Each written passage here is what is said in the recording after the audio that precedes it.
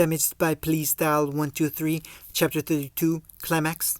Naruto was swept aside, away from the blade in one quick movement. The man who had been going to execute him was dead before he could have even blinked. Anbu were already flooding the area as the crowd screamed and yelled. Confused, Naruto caught a glimpse of an enraged Danzo before the man was engaged by a half-plant thing of black and white. The man who had swept Naruto away held him around the middle, still tied and sealed. Naruto looked up into silver-ringed eyes. "It is nice to meet you, Uzumaki Naruto," Kyubi Jinchuriki, Pain said softly, piercings glinting in the light as he leapt away from a few Anbu. Naruto could see the civilians running and screaming as the lower-level ninja tried to evacuate them and save them from the men wearing red cloaks who had jumped right into the head of defenseless vermin. With the loss of a large group of ninja Tsunade had sent on last-minute missions, Konoha ninja were not faring well. A huge cry arose above the whole crowd as huge snake summons appeared, crushing buildings with their arrivals. A large squad of Oto ninja joined the melee. Naruto could see Orochimaru and Sasuke on a far snake, observing a few Akatsuki headed for them. Judging by Sasuke's enraged howl, Itachi was amongst them, but Sasuke was not the man the cold logical genius was aiming at, and Naruto smirked, knowing how that would play out. For all his calm, cold genius, Itachi hated Orochimaru as much as he did. Itachi would go for his throat, while Sasuke would go for Itachi. It would be a bit of a free-for-all.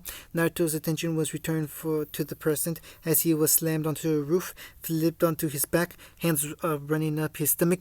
"I think I deserve dinner first," Naruto said, grinning far too widely. He was feeling giddy. He supposed it was the ecstasy of years of planning and hatred all coming to a climax. He felt happier than he ever had, so happy he could laugh. So he did. The laughter burst out of him in great heavy bouts, so hard he shook and could barely breathe. Pain scowled down at him, and Naruto grinned back, laughing in his face. "You fell right into my trap," he laughed, once again falling into hysterics. Pain eyes widened, but he didn't even get a chance to retort before a huge explosion rocketed the city.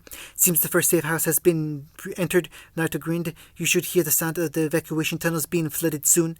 Sure enough, there was a distant roar echoed by dulled screams somewhere below them as hundreds of aliens were killed. "What trap?"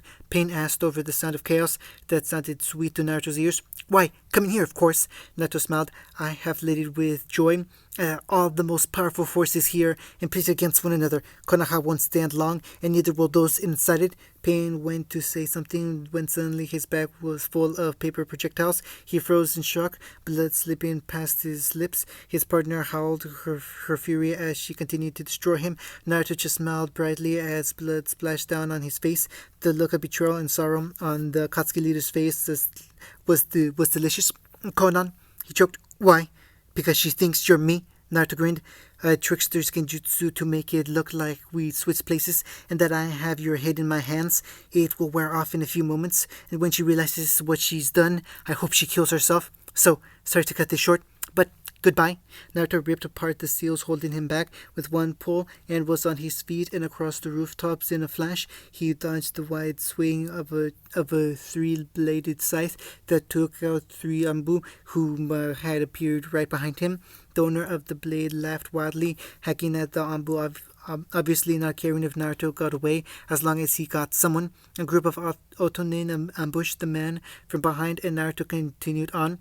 Naruto found a spare blade lying about and slashed up his arm till it was dripping with blood. With the surge of chakra, he slammed his hands together, and suddenly the area all about him was filled with vicious, bloodthirsty giant beasts. They erupted in a cacophony of noise and leapt out, knowing they could kill any they chose. Naruto was particularly amused when a few crocs slid into the half-flooded evacuation tunnels the people were still trying to use. The screams started coming from below the streets. Only seconds later, he turned and continued on. It took him less than a few minutes to find Orochimaru, Sasuke, and Itachi. The group had destroyed everything around them. Sasuke was screaming out blind sorrow and anger and attacking both Itachi and Orochimaru. Itachi was ignoring his brother's attacks, as crippling as they were, and winding pale fingers around Orochimaru's throat. Orochimaru was screaming from both attacks, and the fourth battler was dancing around alongside Sasuke, whispering in his ears. While Naruto would usually take a moment to enjoy the sight, revel in it, didn't. There was something more pressing inside of him. QB was howling, crying for release and blood. Madara, Naruto whispered, voice carrying on the wind to the hooded man. The man jerked and spun to face him, their eyes meeting across the battleground. Ah, Naruto, the man smiled back, the wind bringing his voice for Naruto to hear. Just the sound drove QB wild. The demon was snarling and growling in his head, calling for blood and destruction. You don't seem very upset with what's happening in your village. Then again, you're the one who set this squad little meeting up, the man said, appearing beside Naruto in the blink of an eye. Such an obvious trap, and yet everyone fell for it. Naruto smiled amiably back. Even you? Ah, but I walked willingly in. But it still got you. I'm playing along, child. Madara sneered. Oh, you anticipated? Yes, right down to who dies. Did you add your own names to those numbers? Madara went to say something obviously mocking, but froze as Naruto flared his chakra, the seal lines becoming visible on his stomach. It's different. Madara narrowed his eyes. You've changed it? Yes, I have. But my specialties in seals is a topic for another time.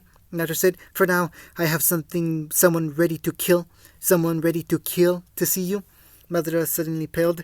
You wouldn't, he whispered. Oh, you severely underestimate me and the pain I wish to inflict on everyone in this village. Naruto chuckled, and without giving the man a chance to stop him, he flashed through hand signs. He leapt back, dodging Madara's frantic slash, attempting to stop him. There was a huge explosion of chakra and smoke that burst outwards, throwing the man and everyone in a couple 100-meter radius back.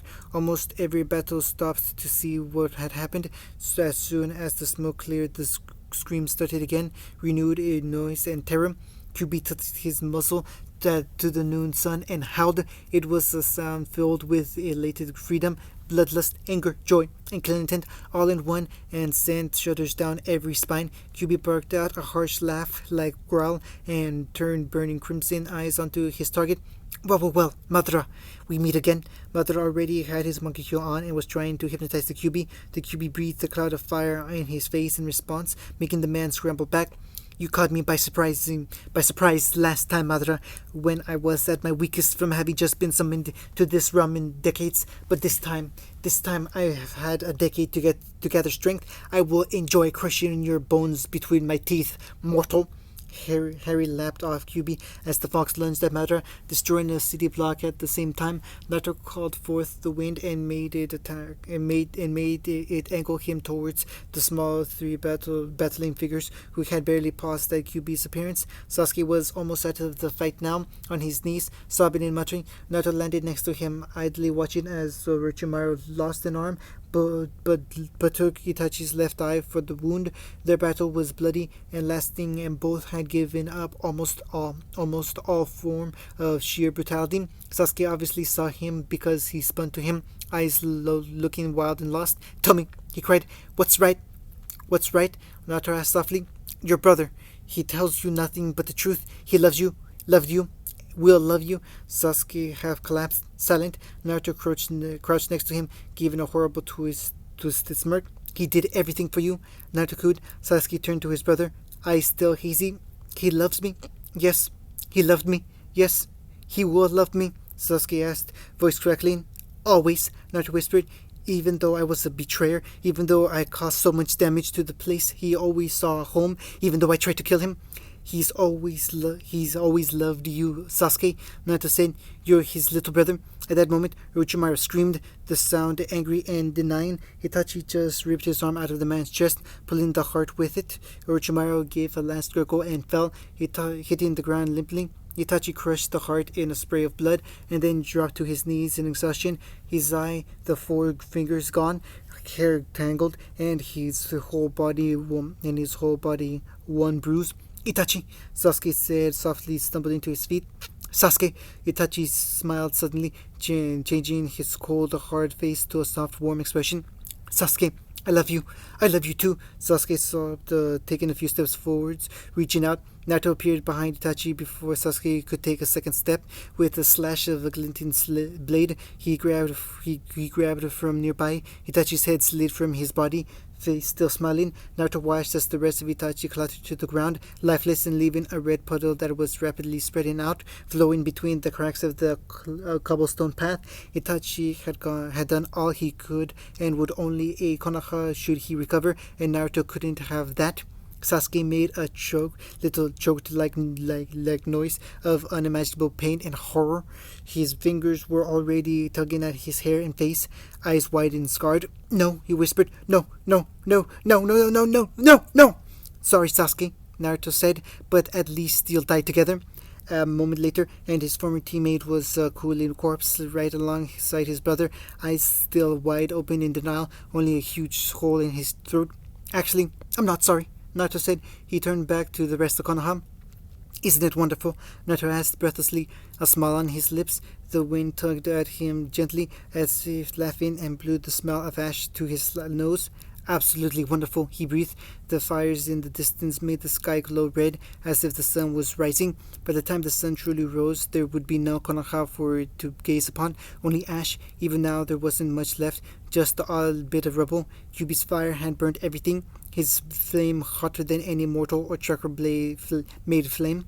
Everyone had been dead long before the flames had started to spread. Akatsuki had been overrun, the leader dead, they hadn't known what to do, and most had fought till they died. Naruto had helped hack to piece one of the immortals before Kyuubi had devoured him.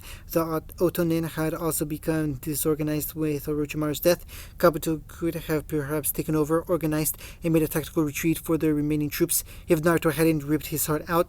And the Konoha nen and civilians had been the worst off. All their strongest and best had left long ago, and the rest had been killed first, along with Naruto's sabotage of all escape routes and defensive holds had doomed them.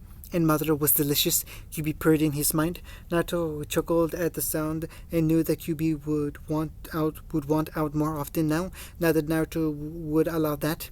Not that Naruto would allow that. He had control over the seal, and there's so many contracts so the Kyuubi would stay locked up tight. Naruto wanted to destroy Konoha, not the world. No, not the world. Sure, he could, but where the fun in that would be? Konoha was the target of his hate, not the rest of the world. All he had ever wanted was Konoha burn, to be free of this filthy village. And now he was sitting on the rubble that was once its precious monuments, breathing in the ash that was once its great buildings and forests, and listening to the silence that had once been filled with its many voices. Naruto took a deep breath of the ashes-filled air and gave a wistful smile. Everything was perfect, absolutely perfect. End of chapter 31. Amidst by Police Style 123, chapter 33, Epilogue. "Who's that?" Her dad blinked at the question and turned to follow her pointed finger. Then he smiled at her. It wasn't his usual happy smile filled with love and care, but a soft, bitter one filled with things Kasumi didn't understand. "That's an old friend," he smiled. "Oh, from when you were a kid?" she asked curiously, peering at the blonde sitting at Ichiraku's ramen stand. "No, he's not that old," her dad chuckled. "He was my student, and your father's student." "Just like Sakura-sensei?" Kasumi asked, wide-eyed. "Yes, she was his teammate," her dad said softly. "Oh, Sakura-sensei never talked about that," Kasumi said. She never talked about before everyone came to live here in snow. She just sighs and then disappears to hunt butterflies. "I know, not many of us like to talk about it," her dad said softly. "Why? Because we loved our home before here." "Then why did you come here?" "To survive," her dad said simply. "It was safe here, just like Kumo, where many of our home group also went." "Oh, because Konohagakure was destroyed?" she asked, thinking of the old village of her father's stories and what was told in her history books to have been the greatest hidden village. "Yes." Her dad smiled softly. "Did he go to Kumo?" Kazumi asked, referring to the man she had pointed at. "Is that why I haven't seen him?" Her dad smiled at her and ruffled her long gray hair, then took her hand in hand and headed for the blonde man. Kazumi suddenly became shy as one sharp blue eye turned towards them. "Hello, Naruto," her dad smiled. "Can we join you?" The man looked at them and stared for the longest moment. Kazumi ducked behind her dad's leg as that lone blue eye gazed at her. She thought he was going to say no, but finally he gave a short nod. Her dad sat right next to him, lifting her into a chair beside him. "Hello, Iruka," the man said, voice soft. "How have you been?" Iruka asked as he waved the ancient stand keeper to get him a bowl for the two of them. "Good," Naruto said. "Who is this?" "My daughter." Her dad smiled. "She does not smell like you." Kazumi wondered if he was related to Kiba-sensei at the comment, but didn't ask. "Adopted," Dad simply said. She smells like Kakashi." "That's 'cause Kakashi is my father," Kazumi said proudly, butting in. "I did not see him with a woman," Naruto finally responded.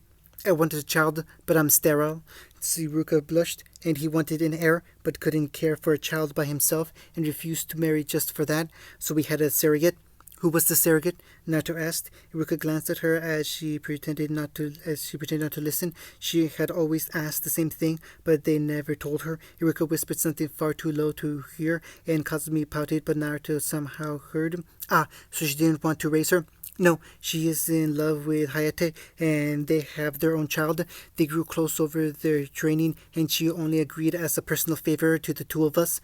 Naruto turned his lone eye back on her, and suddenly she felt such a weight on her as she gazed at him. He looked so... She didn't know. "I should be going," Naruto said softly, standing. Kazumi stared at his empty bowl and wondered when he had eaten. "Stay for a while?" her dad asked quickly. "I won't. There are many who still hate me." "I don't hate you," her dad half pleaded. "I know," Naruto said softly. "I don't know why, but you don't." "No one blames you either," Iruka said softly. "Many can't forgive you, but they don't blame you." Kazumi wondered what this man had done. She didn't dare ask, though. That felt like it would be the wrong thing to ask. "Are you a bad guy?" she asked instead. "Yes." Naruto smiled at her, his teeth long and pointing. "I'm a demon." "Naruto," her dad said, in a half-pleading, half-warning tone. The man laughed suddenly, and a smile cut his face. It was so small and cold, but it was a smile all the same. "You can't say I'm not," he said. "Not all demons are bad, though," Kazumi interrupted. "You must be a good demon, or Dad wouldn't like you." The man stared at her for a long moment. Then he chuckled lowly. "I must admit, I must go. Kimamaru and Akira are waiting for me. I just came to check up." "There are others who would wish to see you," her dad said softly. "Momichi has expressed an interest more than once, and Konohamaru asks after you constantly." "Not this time," the man said, calmly and dismissively. Kasumi flinched in surprise as his hand suddenly rested on her head. She looked up into his single blue eye and watched as he smiled. The locks of his hair clinked together with the beads and bone in them. She didn't ask where his other eye was. "Never let anyone take advantage of you, child," he said. "Never let them take anything from you. Always be strong enough to destroy those who hurt you." She wanted to protect the child, but she wanted to protect the child part, but stayed silent under the powerful aura of this stranger her father knew. Though these words resonated with wisdom and pain and some sort of sadistic glee. "And don't mess with demons," he smiled suddenly, lips pulling back to show off his fangs. "Or you'll get hurt." She watched him walk off, laughing. Then she groped for her dad's hand, her eyes never leaving his back. "He scares me," she whispers. "I know, dear," her dad, Umino Uruka said. "He scares me too, but at heart, he's just a hurt kid. Learn from him and the mistakes we adults made. A child is a child, and they should never be hurt, for a child's love is the purest of innocence, and their hate is the deadliest of sin." End of the chapter 33 and the entire series.